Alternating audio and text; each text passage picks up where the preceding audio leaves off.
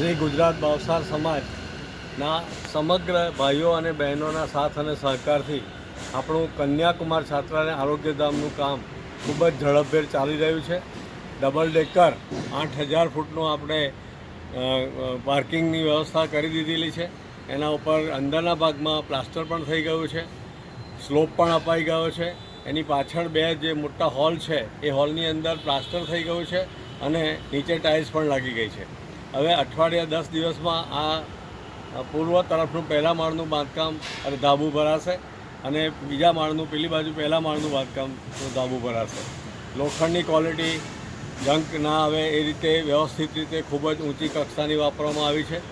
આ તમામ પ્રોજેક્ટની અંદર આપણા મહામંત્રી શ્રી જયેશભાઈ, હેતલભાઈ, આર્કિટેક્ચર કિરણભાઈ અને આપણા તમામ ટ્રસ્ટી મંડળના હોદ્દેદાર ભાઈઓ અને કારોબારી સદસ્યો ખૂબ જ સાથ સહકાર આપી રહેલ છે. મારી આશા છે કે આ પ્રોજેક્ટ જે છે એની અંદર નાણાંની કોઈ કમી ના પડે એ માટે સમગ્ર ગુજરાત ભાવસાર સમાજના ભાઈઓ અને બહેનો આપણને સાથ અને સહકાર આપશે. હું માનું છું ત્યાં સુધી જે મજબૂતાઈથી કામ થઈ રહ્યું છે, આવતી 100 વર્ષની પેઢી આ જોશે અને મને કહેતા આનંદ થાય છે કે ખૂબ સુંદર રીતે આપણે અદ્યતન વ્યવસ્થિત સાધન સુવિધાથી સુસજ્જ કરી અને આ કન્યાકુમાર છાત્રાલય આરોગ્યધામ આપણે બનાવી રહ્યા છીએ અને એ રીતે એનો ઉપયોગ થશે.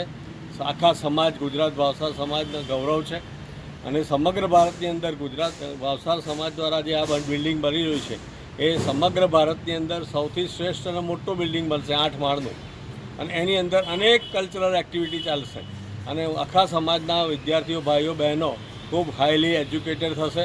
એમને તમામ પ્રકારની સ્કિલ મેનેજમેન્ટ કરતાં આવડશે અને હું માનું ત્યાં સુધી આવતી પેઢી જે છે એમાંથી એક પણ ભાવસાર ભાઈ કે બહેન ગરીબ ના રહે અને ખૂબ સમૃદ્ધ થાય એટલું જ્ઞાન આપણે આપીએ, આપણે એમને મદદ કરીએ. અભ્યાસની અંદર ફોરેન જવું હોય તો એની આર્થિક સહાય પણ કરી શકીએ. એ રીતે આખો સમાજ જે છે આ અદ્યતન બિલ્ડિંગ પૂરું થાય પછી સમૃદ્ધ થશે અને મને આશા છે કે આવતી પેઢી જે છે એ પેઢીના માટે ખૂબ આશીર્વાદરૂપ આ આખું ભવન બની જશે. સમગ્ર ગુજરાત ભાવસાર સમાજના ભાઈઓ, બહેનો અને દાતાઓને મારી દિલથી અર્ધવેલી વિનંતી છે કે આજે ખૂબ ઝડપથી કામ થઈ રહ્યું છે, સામે ખૂબ ઝડપથી આપણે ખર્ચ પણ થઈ રહ્યો છે. તો જે કંઈ આર્થિક સહાય આપવા માગતા હોય, જેણે પણ દાન લખાવ્યું હોય, લખાવવા માગતા હોય, મોટા શ્રેષ્ઠી હોય, નાના હોય, પણ નાનામાં નાનો માણસ પણ 1000 રૂપિયાની ઈંટ આપી શકે એટલી વ્યવસ્થા રાખી છે. 1 લાખ રૂપિયા આપે એ બધાનું નામ આપણે તકતીમાં લઈશું. 5 લાખથી વધુ આપે તેનું દાન રૂમના દાતા તરીકે લઈશું અને દરેક ગોળને મારી અંતઃકરણપૂર્વક વિનંતી છે કે આપ સૌ સામૂહિક રીતે 31 લાખનું એક હોલનું દાન આપો કે જેથી કરીને આપણે આ કાર્ય ખૂબ ઝડપથી પૂર્ણ કરી શકીએ અને આર્થિક રીતે પૈસા ન હોવાને કારણે આ કામ અટકે નહીં એ જોવાની આપણી સૌની નૈતિક ફરજ છે.